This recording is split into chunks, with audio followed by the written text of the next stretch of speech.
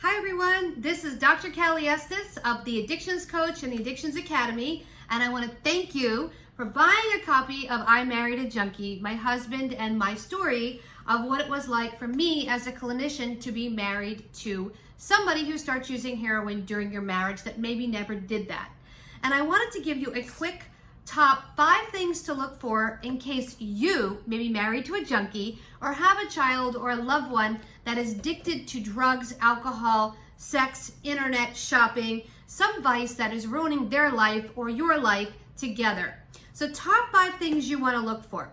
Number 1, money missing. Is money missing from your bank account? Is money missing from your purse? Is money missing from anywhere? Is the rent not paid? Is the electric not paid? These are things you're looking for to see if maybe they're doing drugs or alcohol. Second one is they don't answer their phone or email or text within a reasonable amount of time. For example, if somebody's out getting high, they may shush you on the phone because they're busy. They're busy doing something else, which is scoring drugs and getting high.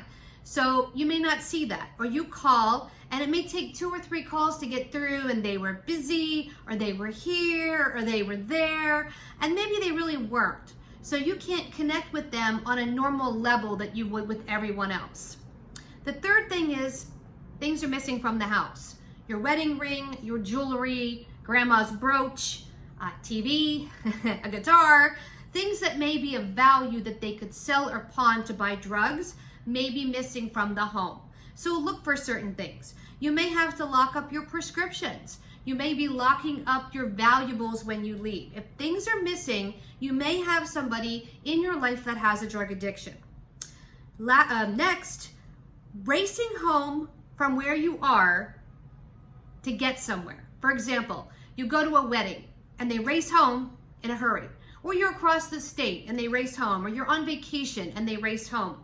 They're racing home so they don't get sick from the drugs, or they have to buy more drugs or do something in that vein. So they're looking for something to feel better that they may not be getting out there in that area. And lastly, exercise and sex. If they're not exercising and you're not having sex, if it's your partner, these are things that diminish with drug use. It's like they're not as important because their serotonin dopamine is not adjusting. It's not being pinged because the drugs are taken over.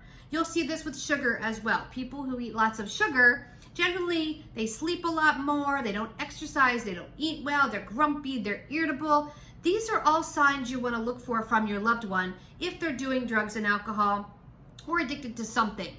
Now, I do want to mention other types of drugs and alcohol issues. For example, DUI. For example, arrest record. For example, losing the car in a parking lot. These are big things. Obviously, those things will tell you that somebody may be using drugs and alcohol because something has happened. They've been arrested. They've lost their job. That way you absolutely know. But the 5 signs I gave you, they're subtle signs. Things you want to look for that you may not know, or things that may be happening you might not be aware of. So the question is, what do? You pick up the phone, you make a phone call. I'll give you a free 15-minute consultation. Give me a call. Let's work out and see if your loved one has an addiction to something. Maybe it's watching TV. Maybe it's chips. Maybe it's cake. Maybe it's shopping on Amazon. Things that may not be super detrimental, but could be a problem. My phone number is 1-800-706-0318, extension 1. You can also find me at theaddictionscoach.com. Let me know you saw the video. Let me know you bought the book. And let's talk for a quick chat and see if I can help you. Okay? Have a great day.